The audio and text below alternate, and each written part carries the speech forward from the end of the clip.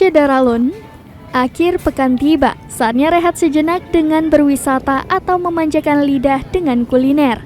Nah, berbicara kuliner, bagi kamu yang di Banda Aceh dan sekitarnya, mungkin sudah bosan sama mie Aceh dengan nama-nama terkenal. Bisa nih sekali-kali main ke pesisir Banda Aceh, mencoba mie mangrove Syah Kuala ala perkampungan nelayan.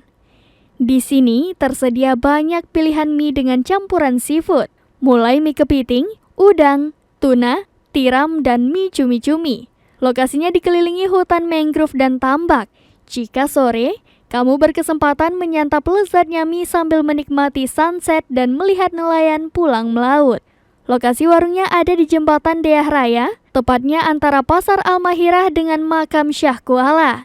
Bagi kamu pecinta mie Aceh, wajib nih mencicipi mie mangrove.